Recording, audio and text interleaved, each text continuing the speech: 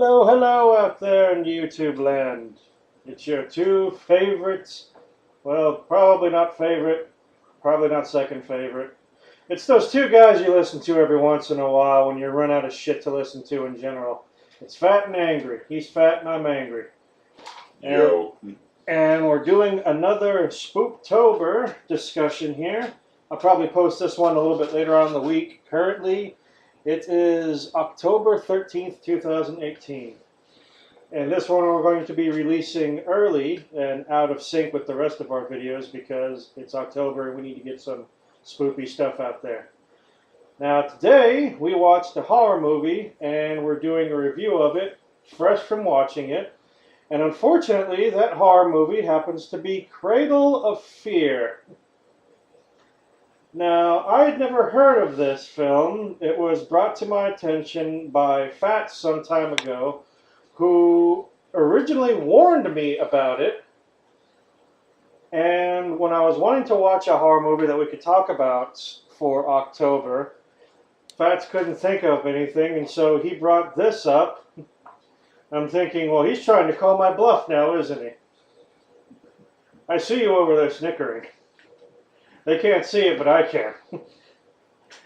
And you know what? Fuck it. I called his bluff while he was trying to call mine. And we sat down and watched it. And let me just start by saying, this thing is piss fucking awful. But it's exactly what I'd expect someone like you to have. What do you have to say for yourself, Fats? I like bacon. That's not going to save you this time.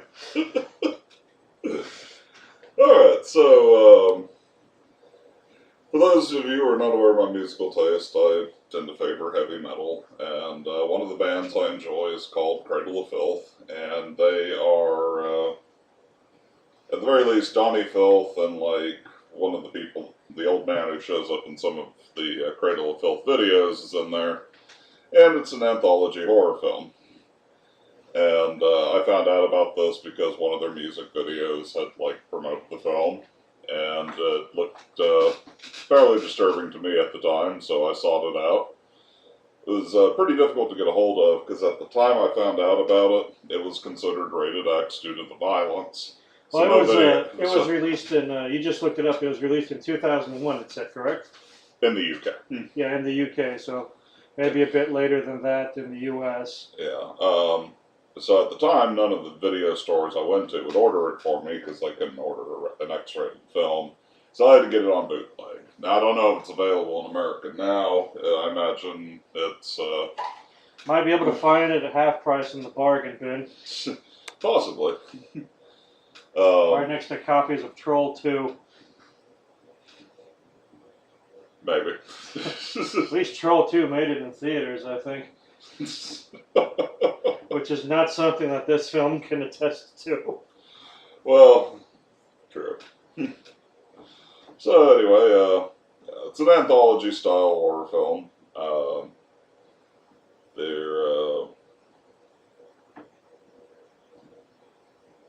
I find it amusing. The special effects are terrible.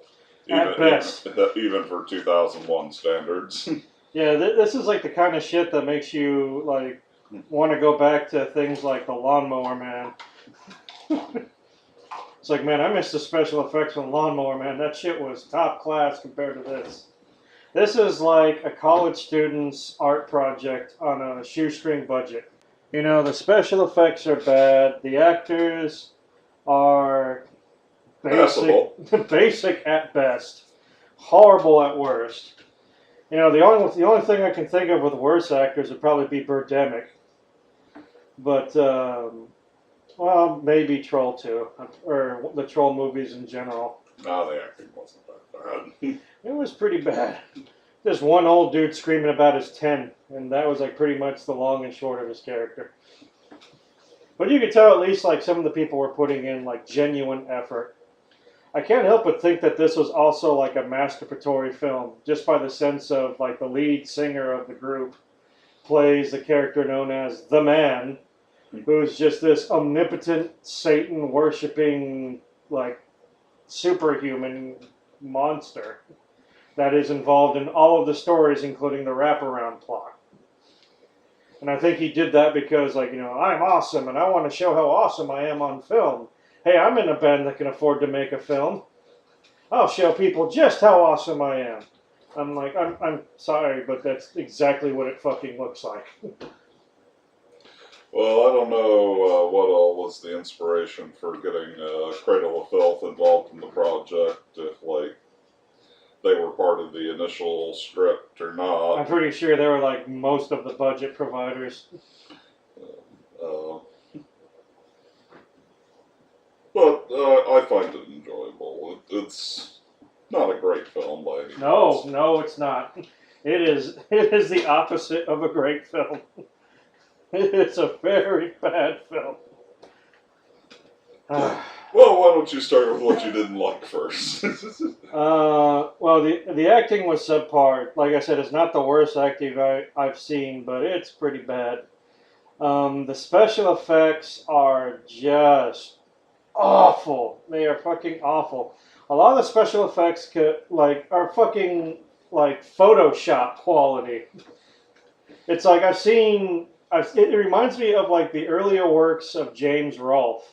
Like before he had a budget, like when he was making like garage films, except minus a lot of the practical effects. Now I will say there are practical effects that I was impressed with. There's a scene where a guy's getting his leg cut off, and I think they must have gotten like a fake leg and filled it with meat, because he like goes to work on this leg and he's hacking up a leg, or what appears to be a leg. It's not like they're photoshopping where the blade goes into the leg, because you literally see like the flesh depress from like being hit with this like kitchen knife. So it's a pretty gory, visceral scene. So I will give them props for that. That one looked pretty decent. But a lot of the other effects are just bad. They should have done without them or gone with practical. Like there's this bit where they're showing a car speeding down the street, and it's like literally a horribly photoshopped still image of a car zipping around, like from the foreground to the background, like with the actual video completely unaffected by the motion of this thing. It's just so jarring. It's like early 90s green screen tech, you know? It's just bad. Like even when they're doing like when they're doing establishing shots of locations and they're showing like a place where it's got like a sign there to show where it is, you can see like everything in the background's all blurry and fuzzy and bad quality, but the sign that shows where you are, it's like so crisp and out of place.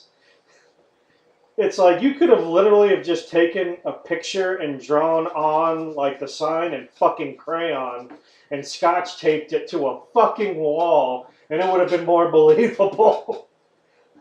But just the fact that it looks like it's a completely different film grain and like film stock from like the rest of the picture, like it's too jarring. I kept spotting that shit constantly. There's a bit where there's like this female security guard, and like she turns around when she hears a noise, and you see this jaunty fucking eye on the back of her head.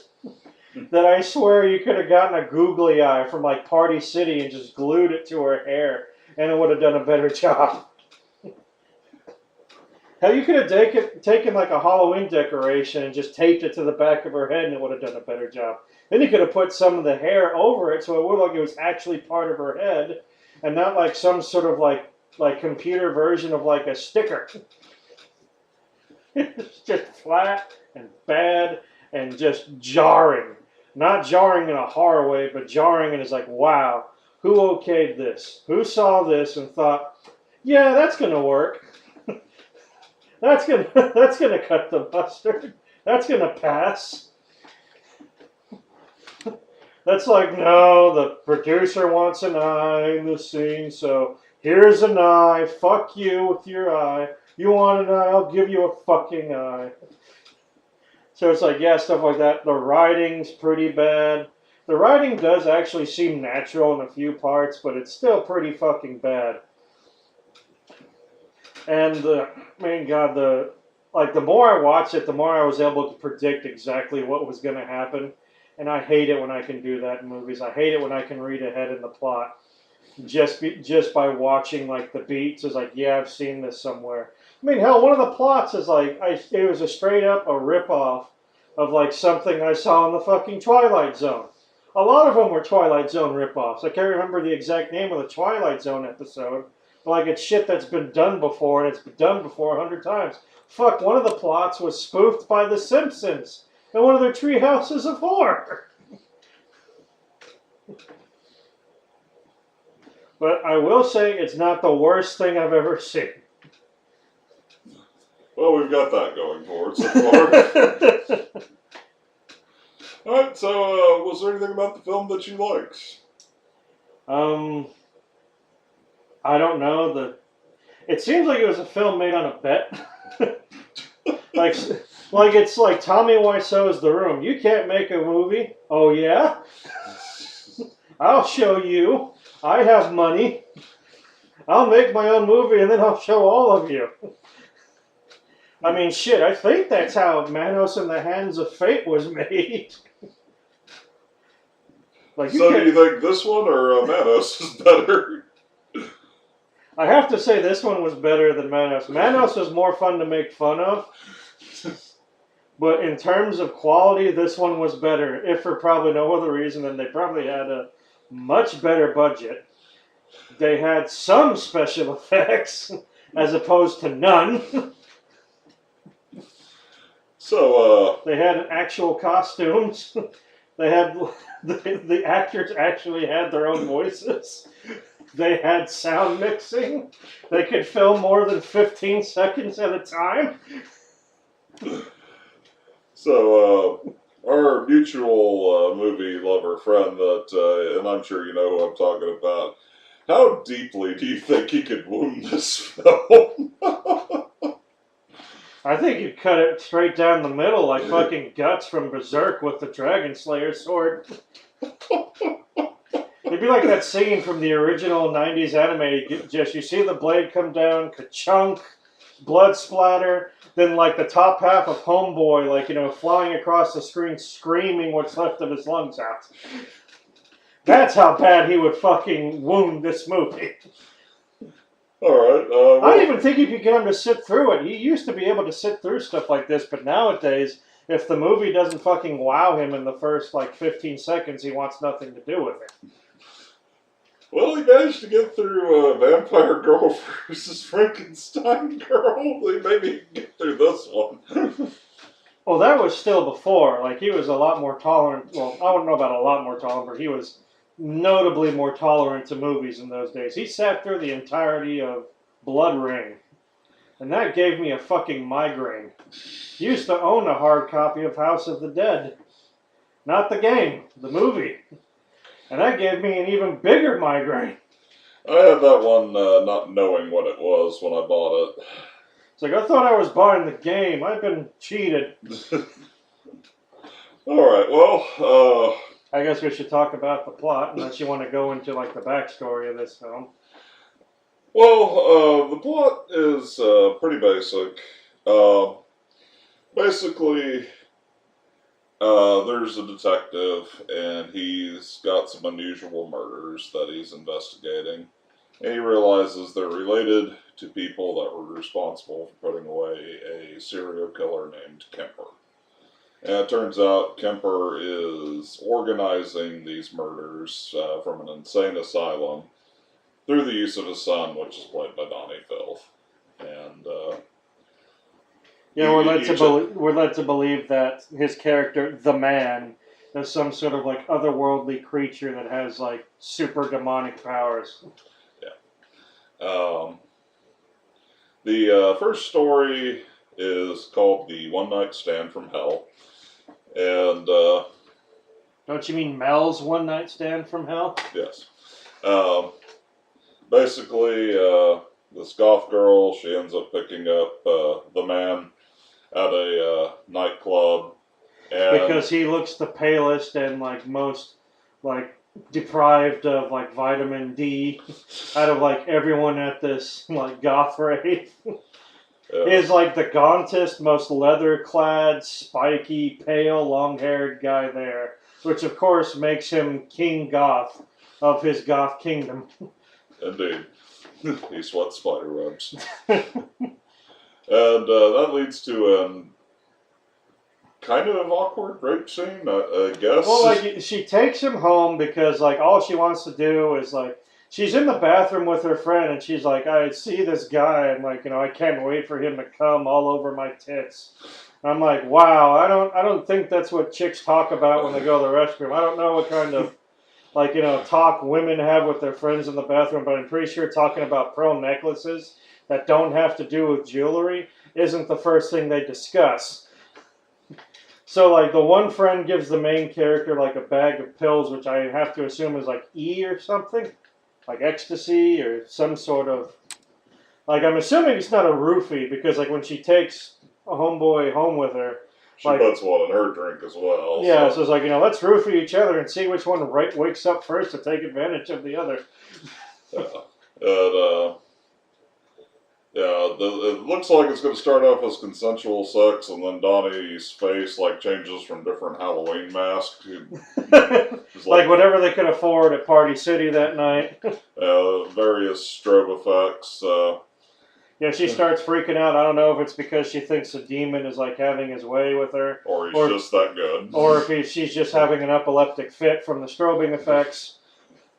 But one way or the other, she wakes up and she's like all like disoriented, and Donnie is gone. Yeah, and when she starts walking through the streets, she starts seeing various people with demonic features.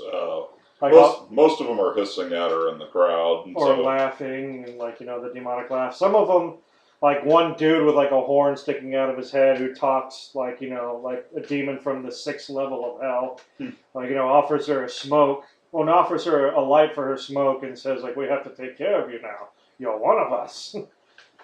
And then, like, later on, like, this, like, little goth girl comes up to her and says, Mommy says you're having a baby. Is going to have my little brother. Can I come over and visit him? And then the mother comes up and says, Darling, that's a secret. And she's got a fucking earwig sticking out of her ear or some shit. You're led to believe that she's infected with, like, some sort of demon child or something.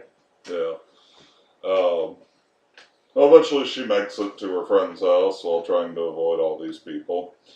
And she does some more drugs and tries to go to sleep. And she wakes up in the middle of the night, tells her friend, hey, touch me. Like, she means in the context of she feels like there's something moving around in her stomach. So she wants her friend to feel her stomach to make sure that she's not just hallucinating, like, these stomach pains. Yeah. But, of course, she's got to word it in the most awkward, stupid way possible. Touch me, harder, deeper. It's like, explain that you want her to touch your stomach because you feel something. Don't, like, if like, my stomach feels like I got a problem, and I want to make sure it's not just me, and I want you, like, to, like, feel my stomach to make sure, like, if there's gas or something, I'm not just going to say, touch me. I'm going to say, dude, my stomach's feeling fucked up, and make sure I'm not just... like tripping balls or something. And the scene looks like it's going to end up being some sort of softcore lesbian scene. Until like her stomach just straight up eats two spider legs. It like bites 2 fingers off of her friend's hand and like spider legs jab out. And so like she grabs a pair of scissors and just starts stabbing her stomach until she realizes it's a bad idea and dies. Realizes it's a bad idea. And then I've heard of abortions, but I don't know how they work. Is this how they work? Is it, oh man, I screwed up, didn't I? Dad. And then there's like some sort of fetus spider thing that crawls out of her stomach and kills her friend, and it is, I could probably build something like that with a, wad of Play-Doh and some like leftover, like... I was thinking a baby doll and maybe some crab legs from the Asian market? Yeah. Because they won't ask questions. Get some crab legs. I want crab legs, not the whole crab, just the crab legs. You know what? They're not going to ask questions. They'll just fucking sell it to you. Yeah. So long as the money's green. Cash or credit? The money is green. You leave. I'm going to pay for the left legs with credit, right legs with cash. I don't care, just so long as you pay. Yeah, you never see the spider baby again. Yeah, we'll just fucking forget that ever happened. Like, you know, the fucking son of Satan's running around doing shit. That's not important anymore. Moving on. The next plot is called the, is it Backstabbing Bitches? Backstabbing, thieving bitches. Alright. So, these two girls, they're planning on robbing a place. And apparently they just walk up to the place and go inside the house. Well, like they do have a Jimmy for the door. It's not like a Jimmy bar, but it's like one of those like Slim Jims thing. Oh yeah. And they use it to get the lock open. Supposedly they're going to go to this old guy's house who they heard has a lot of money stowed away in his house.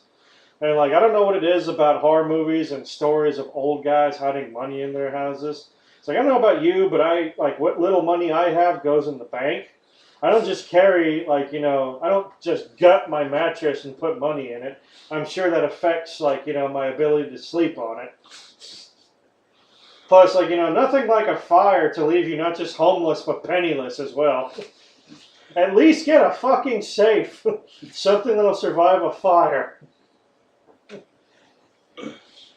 Well, like, yeah, because, like, all stories of old people with money hoarding issues in horror movies always end so fucking well for thieves. They break into his house, and they're complaining, it's like, it's so dark in here, I can't see anything. And then, like, one of them, like, eats shit and falls because she didn't see, like, the loose floorboard on the second floor.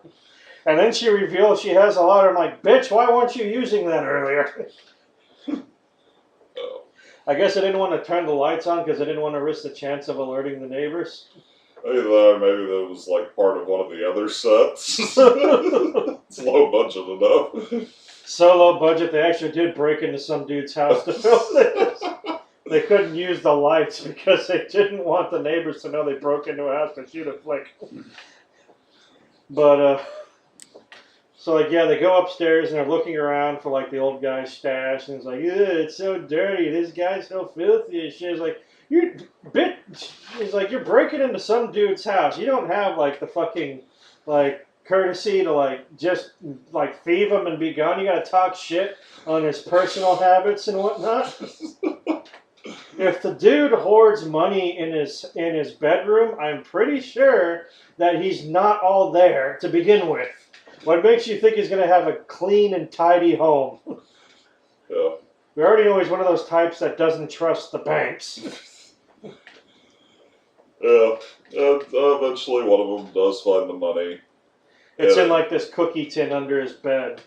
Yeah, which wakes up the old man, and one of them ends up beating him unconscious with a candlestick. Well, they think they beat him to death with it. And she's like, what? It's like, you killed him. Why'd you have to hit him so many times? It's like, well, because he like got up and like was strangling to death the one thieving girl and like was screaming, don't touch my tin, give me my tin.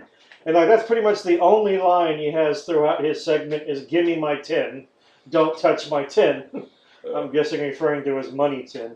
And they said like because they were making a lot of noise and they were wondering like how the fuck did they not know he was there. They realized he's deaf and he had his hearing aid out. Well, they start to celebrate over the money, and then the old man, like, gets back up and starts strangling the other one. So the other girl ends up stabbing him unconscious. And then, like, the first girl who, like, hit him with the candlestick before, like, you know, gets, like, a much heavier, like, statue and, like, smashes his face in with that. And, like, she seems to enjoy doing it, like, halfway through it. And so they decide they need to go, now that they've killed the guy, they take off their clothes for, like, you know, the required titty shot of the film, or of that segment. Each segment has like a bare naked tits. Have you noticed that? Yes, I do. Well, it's a horror movie.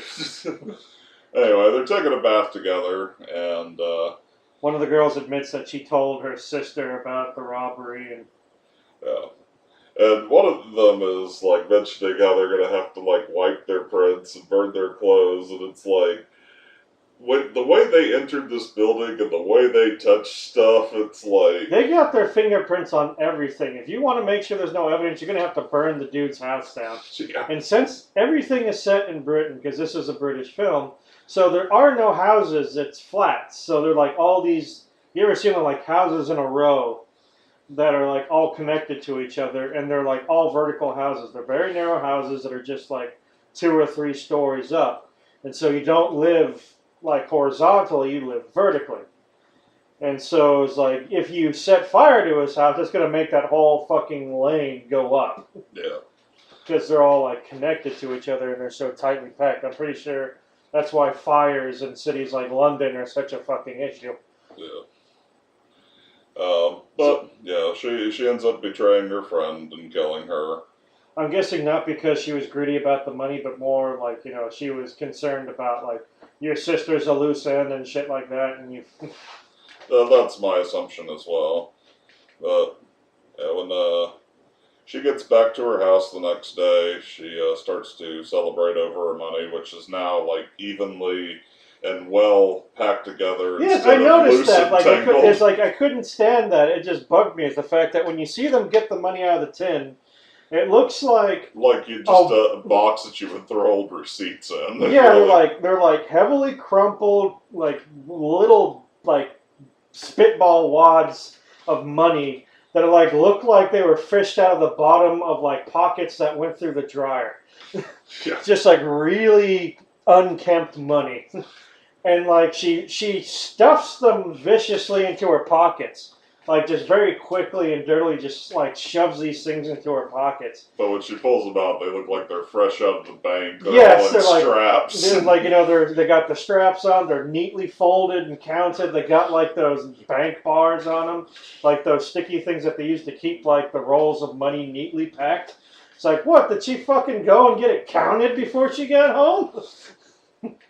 I have a bunch of loose money in like in no nondescript order. Could you count and pack these for me, please? Maybe in Britain the banks just like know better than to ask questions. Maybe. So yeah, like she gets home and she celebrates with like some booze. Looks like Jim Beam by the look of the bottle. But yeah, then when she's going to refill her glass, she notices the bottle's missing, and there's her friend, like, zombied out. Where's my share? And then, like, she runs out of her flat, and of course, who's there at the door? The old man strangling here. Where's my tin? Where's my tin? And so, like, the friend that she backstabbed ends up carving her face up with, like, the broken booze bottle. And that's how she ends up dead. So then you get the third story. Sure you don't want to talk about the cat? Oh, that's the.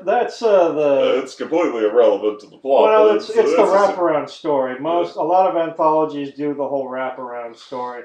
The wraparound story, as Fats mentioned earlier, is where it's like this detective dealing with, like, investigating these murders that he believes are connected to the serial killer that's in the loony bin.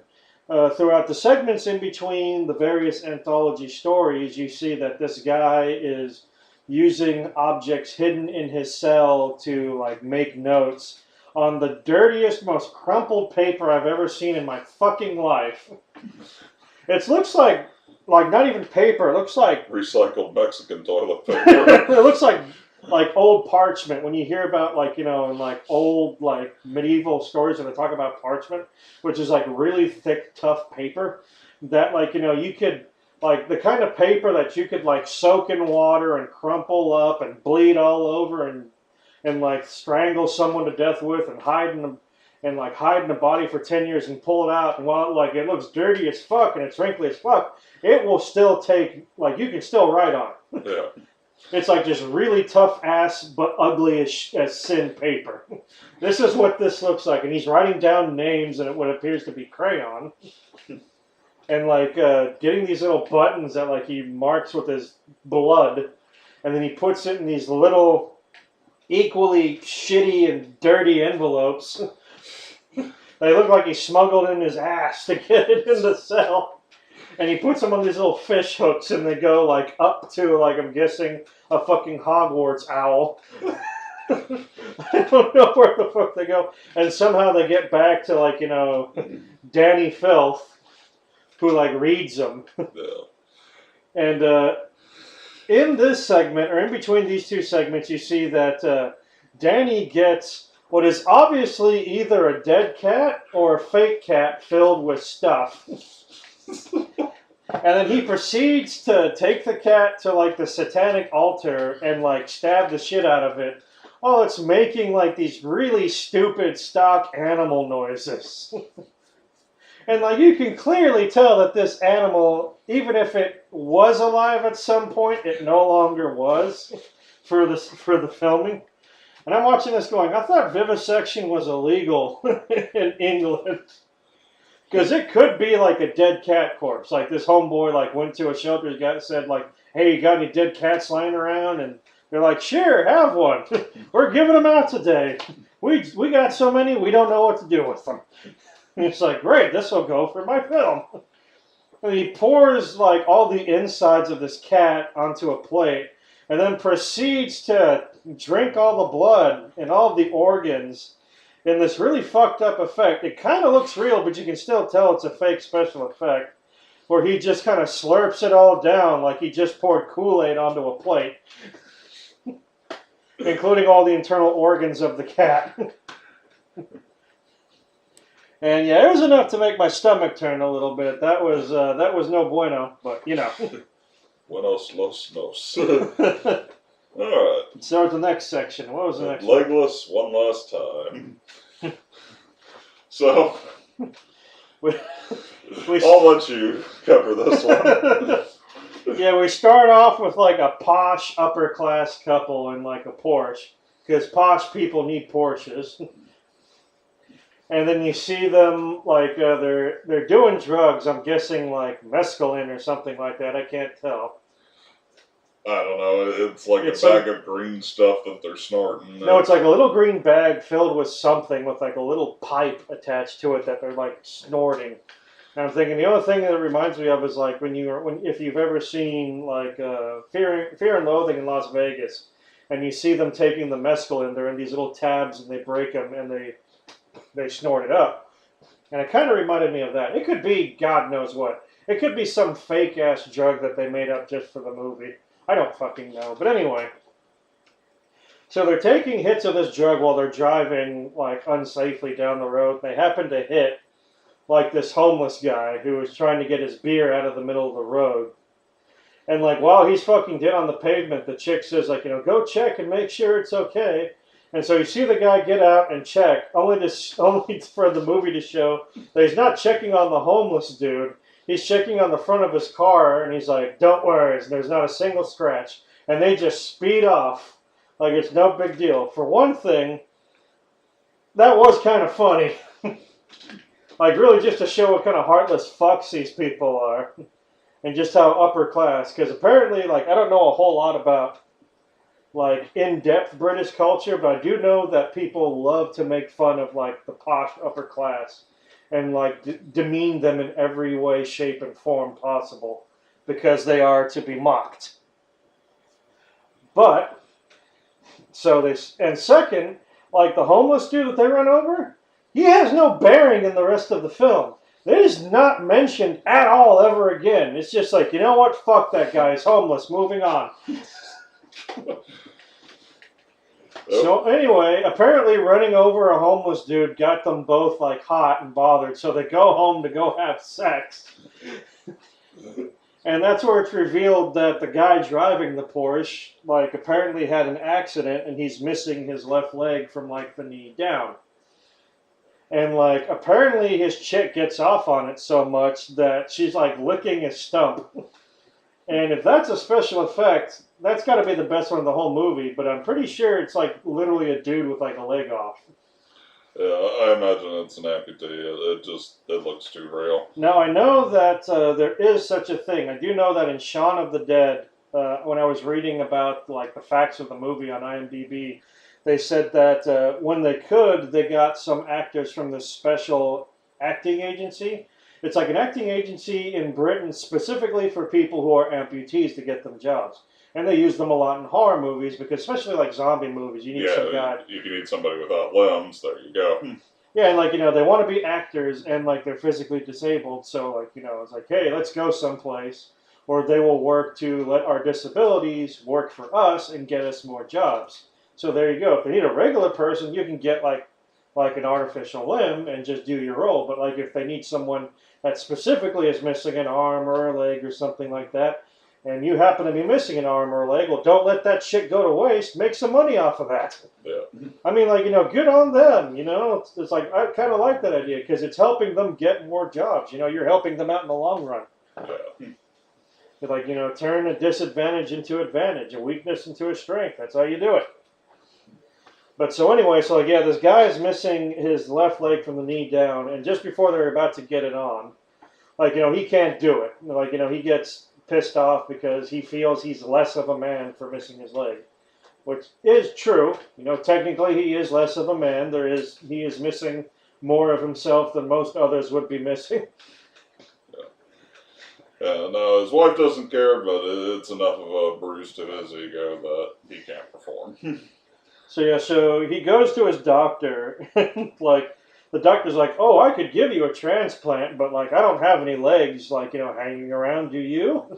Do you know where you could get one? The thing is, like, there's organ donors. People die who are organ donors. I mean, shit, I've heard of people who are organ donors who, like, when they died, they took their fucking bones out. Yeah. They debone these people like chickens because they donate their bones. I'm like, people fucking do that? I've never heard of it.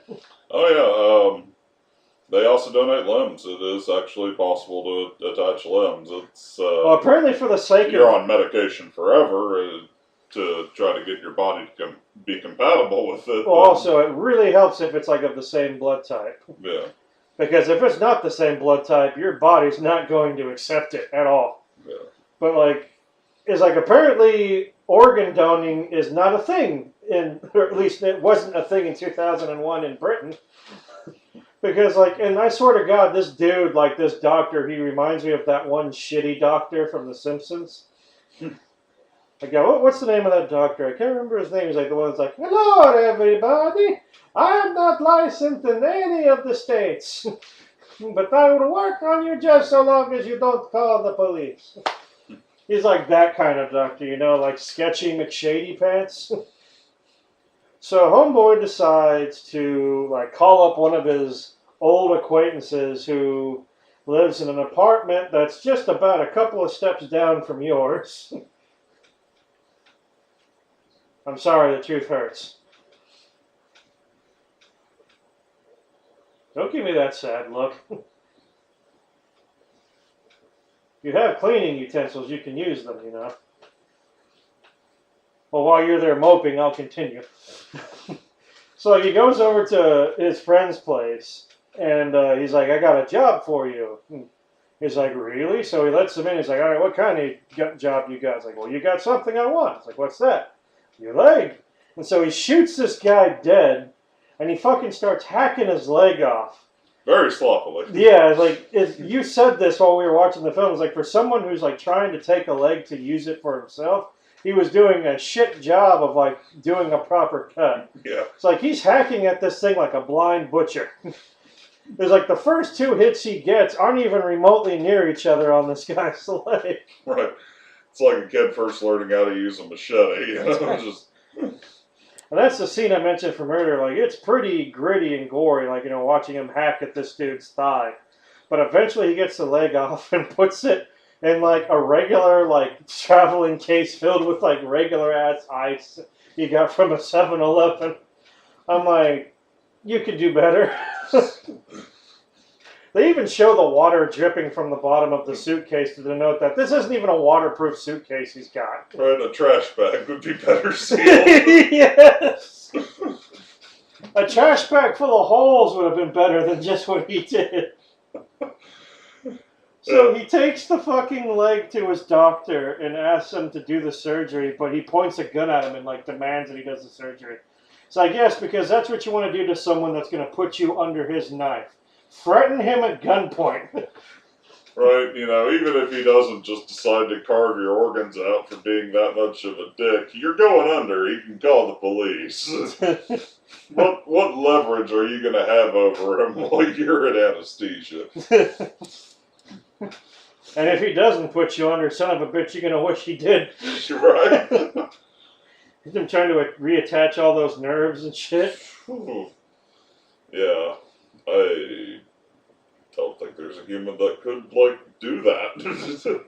I don't think. Yeah, it's like the thing is like you can attach like legs like that, but I don't think that they'd be properly functioning. Like they'd get blood flow, but I don't know if they'd move properly. Well, it shows them undergoing quite a bit of therapy. Yeah, but it also shows him like trying to use the leg as if it was like a prosthetic one. Like in fact, it looks like he has a harder time moving in that leg than he does the fake one that he has earlier in that part of the film. Yeah. But so they go through this like little montage of like his chick like trying to help him like get used to his new leg, and like they're all happy together and shit like that, and like smoking together and being upper class posh together. So eventually they end up back in the Porsche, and they're driving around, and of course this is like the bit where I said like, yep, I know what's going to happen now, because it has to. The homeboy's like a leg that he had.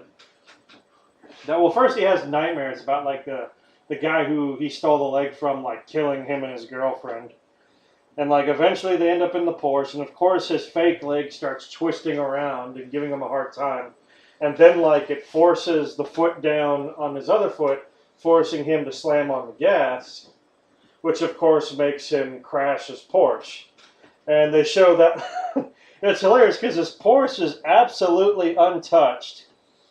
Like even though it shows it like crashing horribly, but you see like apparently his girlfriend burst through the side of his Porsche like a goddamn chest burster in the Alien franchise. yeah, it looks like they just destroyed a Porsche with the jaws of life. And you see her like slammed up crudely against like a guardrail or something. Yeah. In like a very artistic way. It's like she was posed there as some sort of like fucked up modern art.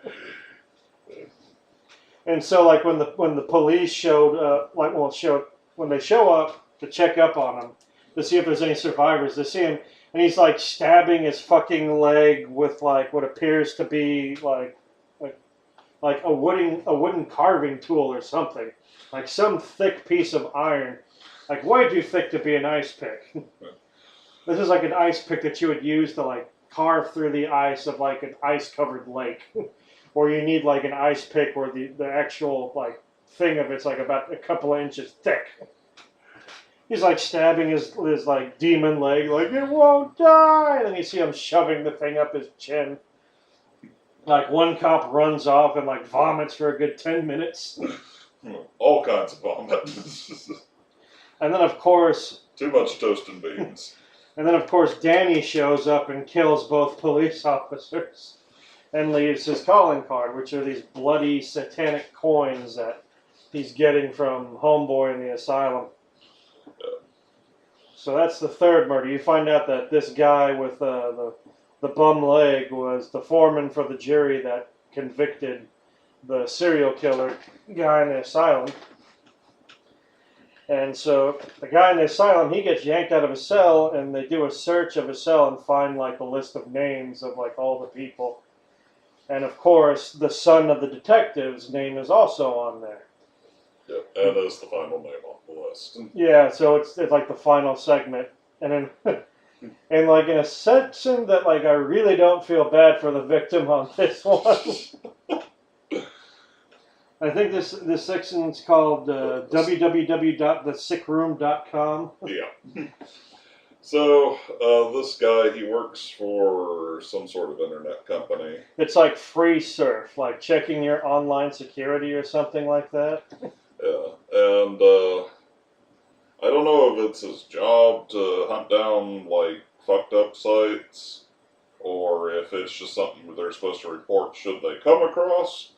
But his boss is, like, really pissed at him because apparently he has been looking at some really fucked up material. Yeah.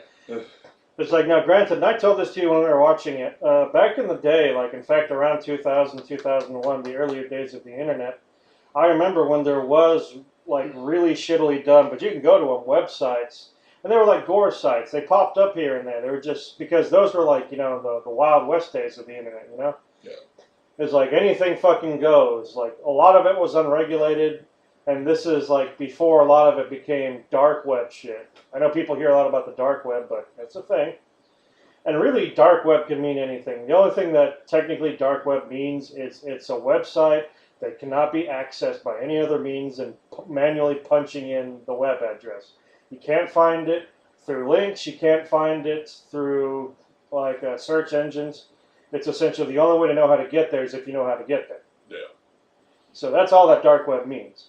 So like literally you can have like a personal web page where like, you post all your fucking Yu-Gi-Oh cards and it's just like unregistered so it can't be found on a search engine.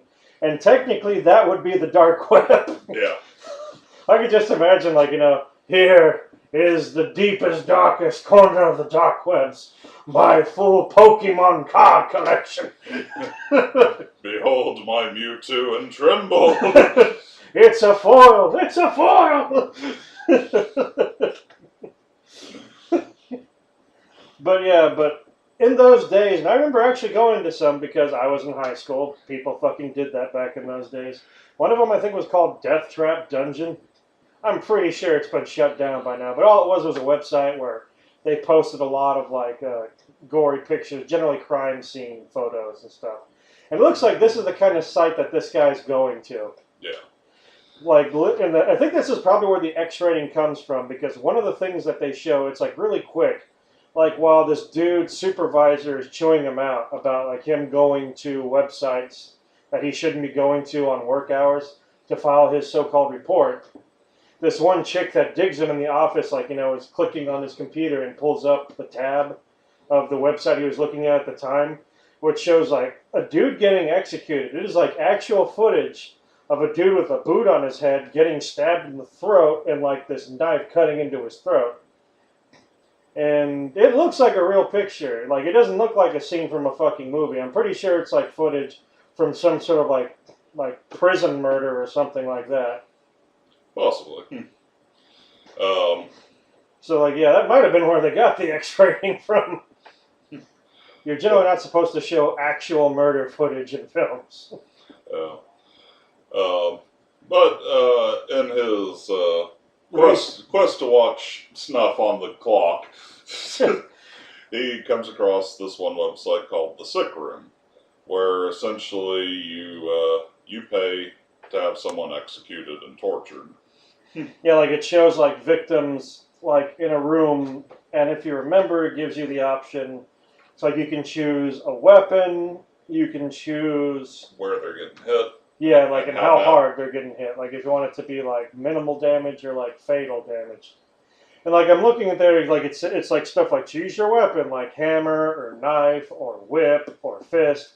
And so it's like choose what you want done, like cut or slice or punch or like shoot or stuff like that. I'm like, how about you shoot him with a hammer? How about you slash him with a hammer? I want to see you slash someone with a hammer. I want to see you shoot someone with a chainsaw. Like, if you want my money, I want you to fucking earn it. We're going to make the most awkward combinations. I want a fatal shot to the foot with a chainsaw. Well, it just shows how sick we are. And so, like, the guy's looking at it, but the website gets cut. And so he's, like, trying to find it again. He can't fucking find it anywhere. And, like, it seems like every time he finds it, he stumbles on it by accident. Yeah. Because every time he finds it, like, he writes down the web address so that he can go back to it manually again. But each time he goes back, I won't let him back on. Yeah, keep saying, file not found. Yeah, 404, the old 404. And, like, it's kind of funny, like, looking at, like, all this, like, fucking Windows 95 looking, like internet, fucking, like, AOL.com internet looking shit. They even have this Ask Jeeves knockoff called, like, Ask Frank. With, like, some, like... Very sketchy Frank. Yeah, like the sketchy looking dude on the front page. It's like, Ask Frank. It's like, hey, yo, what you want? Yeah. It's like asking Carl from Aqua Teen Hunger Force. But he becomes obsessed with finding it, and like he ends up getting fired from his job because he barricades himself in his booth. Like he starts cussing at like his supervisor because the supervisor keeps giving him like a hassle. And he does end up finding it, and he's trying to sign up for membership, and then his computer gets cut, and he's told he's fired. So he punches out his boss, goes home, and it looks like he probably spends about a week sitting at his computer, just like typing everything he possibly can to find it. And this time he does, and he ends up putting a guy to death with a chainsaw. Well, like he uses like first he has him like slashed with a knife on the arm, then he has him hit in the face with a hammer, and then he has him chainsaw. And each time it's like charging him thousands of dollars. Like, oh, you want him slashed in the arm? That's going to be $1,666. You want him hit in the face with a hammer? That'll be $1,999. Oh, you want to use the chainsaw? That's going to be like what was it? Like it was like $2,100. I don't remember the value. It was like a lot. It was like a lot of fucking money. It was like over two. It was almost $2,000 for the first two, and it was over $2,000 for the second. I mean the third one. Yeah. But eventually, after that, he gets kicked off the site because he's out of money. Yeah. And so he ends up being homeless and tries to find this website at an internet cafe. Being unable to, he just goes to a forum and says, you know, hey, I need help finding this website. Any information, email me. And he's told to go to this address, and as my friend Angry here managed to guess, basically this is the house where they do the kills, and he gets sent into the special little room where he gets tortured to death. And like watching him getting tortured to death is so fucking hilarious because like you see like this dude with like two razors like manically waving them over his face, and like this dude with like a sledgehammer. Like the first hit looks like an actual hit, but everything after that just looks like him flailing at the air with a sledgehammer. It looks really fucking silly and stupid. And of course, it shows that the guy who's like ordering all this torture being done to him is, of course, Danny Filth. It's like Danny Filth's involved with all of the stories, like in one way or another, including like the wraparound stories. Yeah. And that's where it leads to the conclusion of the wraparound story. Essentially, the detective decides he's going to go kill Kemper. Well, he's got nothing left to lose. Like, you know, they tell him that they found like his son's dead body. Yeah. And so he's decided, like, enough of this. We know that Kemper's involved. We know that he had the list, so I'm going to go kill him. His sergeant says no, so he punches his sergeant out. With the lamest punch he could do. I guess, like, his sergeant must have been related to Glass Joe because he went down like a bitch. Yeah, he goes down to, like, the asylum and, like, you know, he holds the orderlies at gunpoint to get in. Yeah, and so he starts shooting Kemper. And then a bunch of SWAT members show up, and it turns out one of these SWAT members is Donnie in disguise, who pulls out a really weird-looking blade. It looks like a giant, oversized harpy knife that's like about the size of a. It's a little bit larger than like a forearm. Yeah. It's like almost arm length, and it's got like this weird bottle opener thing on the back end of it. And I was like, it looks like they just got a chunk of metal from like a railroad tie or something like that, like an E-clip. And like they just crudely hammered it into like a flat blade-like shape. Or they just like got like a flat piece of aluminum and cut it out into the shape of like a harpy blade and used that. It just looks fucking big and silly. And he ends up killing all the SWAT guards. But he ends up getting the top half of his head blown off by like the detective's gun. And it's funny because you see the detective like he's shooting like the serial killer man. What was his name again? Kemper. He's shooting Kemper like in the legs and in the arms, and you see it's just making regular bullet holes. But when he shoots Danny Filth in the head, the whole top half of his head explodes like he's been smuggling M80s in his fucking brain, and they all went off. So, like, you know, finally he gets fed up and, like, he ends up shooting Kemper in the heart. And, like, the only one left is, like, this one orderly dude. And, like, you know, he's like, you've killed him. Everyone's dead. And he's like, I'm not yet. And he goes to check. Earlier in the story, he tells this story about how this guy Kemper actually attacked and brutally raped and killed this little girl. Well, not killed. Well, he almost killed her, the 10-year-old. Everyone thought she was dead, but apparently they do a shit job of like checking bodies in England. So they took her down to the morgue and locked her up in like one of the cabinets of the morgue, and she was still alive. And they said that she woke up and was screaming and banging on the inside of the freezer for 10 hours before she finally froze to death.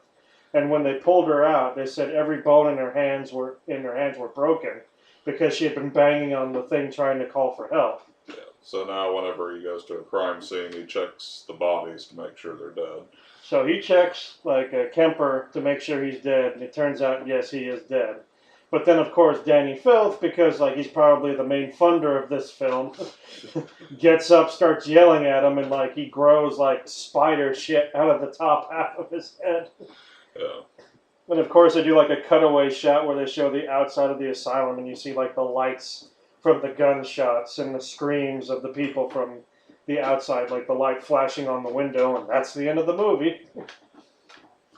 Yep. So overall, it was just bad. I know you find it entertaining, but there's no way in God's green earth you can say that this was a good movie. The only thing you can argue is that it was a bad movie that you can make fun of and enjoy making fun of it. Well, I can enjoy it as a popcorn flick. I do have a higher tolerance for bad films than you do. I have almost no tolerance for bad films. It's like, even the bad films that I will watch, I personally don't consider them bad films. Yeah. Like, I will sit down and I will watch stuff like 2001: A Space Odyssey, which most people will say is a bad film because it's so boring and like nothing fucking happens. I will sit through and watch Halloween 3, which everyone says is a bad film, but I personally like. I will watch Alien 3, which I also think I think it's a good film, but apparently everyone disagrees with me on that. The only problem I have with Alien 3 is the pacing is like really slow, but We'll get to that on another video, because there's a lot to talk about on that one. Yeah. Just its backstory alone is enough to fill up like more than an hour's worth of discussion. Not even talking about the movie itself and what goes on. Yeah. Because like, man, that is like the production, and particularly the pre-production of that movie was a fucking shit show. It was a fucking shit show through and through from start to finish. And like I said, that was before they even started filming any of it. Well, so on Cradle of Fear, you obviously weren't that impressed with it. No. But at least I've seen it. At least now I can say that I've seen it. And my dyslexia is really fucking acting up right now. I'm angry because I'm dyslexic. Would you say like better effects would have saved it, or Probably not. I think for one, if they hadn't ripped off a lot of the plot from like Twilight Zone episodes, it probably would have helped. But then again, like to be fair, like, you know, this day and age, like it's really hard to come up with original ideas. Like everyone thought Inception was so fucking original, and then they realized it was ripped off from fucking DuckTales cartoons. I mean, not cartoons, comics. Yeah. And like, you know, it's like every time you think it's an original idea, you find out that some other asshole came up with it first, like years before you did. Yeah. I mean, like, I was just telling you the other day, a homeboy that wrote the manga for Guts was talking about, like, they said, like, did you base the character Guts off of this German mercenary who had lost his arm to a cannonball and had most of his hand replaced by an iron prosthetic so he could keep fighting? And he was a damn good mercenary. He was fighting up until his 80s and earned enough money to buy himself a fucking castle.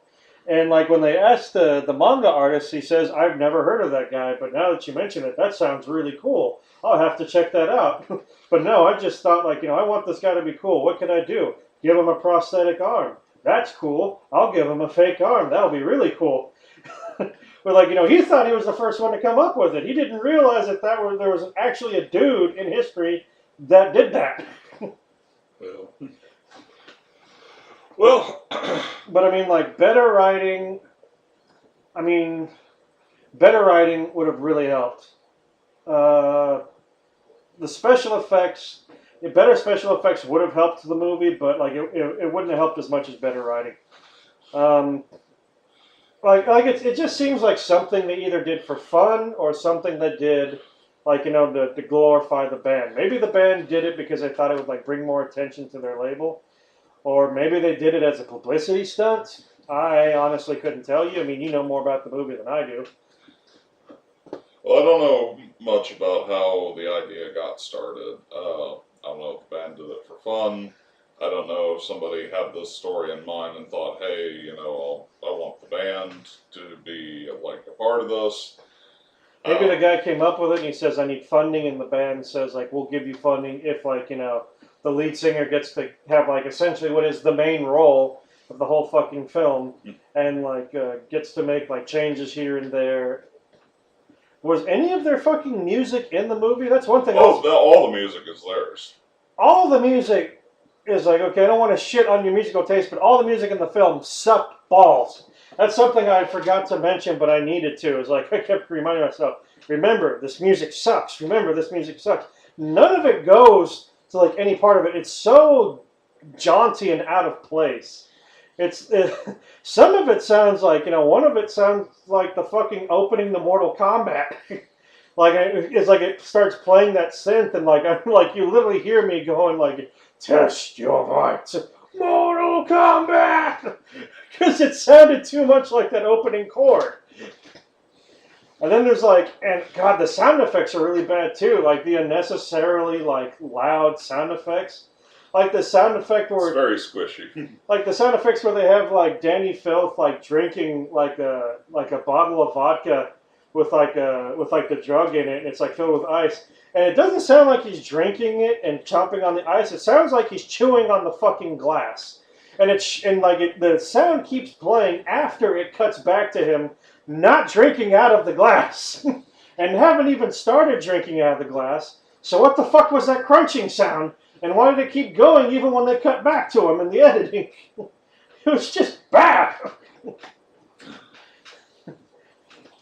All right, good sir. Well, I think we've exhausted what I can say about it. I'm sure you complain about it some more. I could bitch and moan about it more, but I would essentially just be repeating myself. I think I covered all the main bullet points of how much this was not a good movie, in my opinion.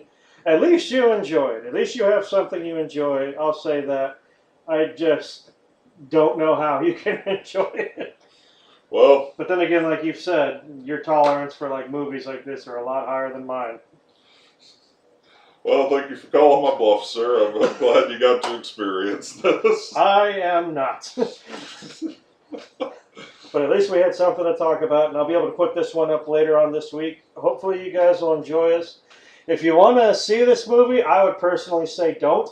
But at least it'll give you a better idea of what we're talking about. If you want to see a shitty movie, watch it on YouTube or Google the video before you go and try to purchase it. Yeah, before you go spending actual, real big boy monies on it. But if you want a bad movie, or if you love bad movies that aren't as bad as stuff like Birdemic, but that are still pretty bad, then this will probably be right up your fucking alley. It's edgy. All right. Well, thank you for listening. Comment, subscribe. Indeed. Like, comment, subscribe. And until next time, so long as you are, stay fat and angry.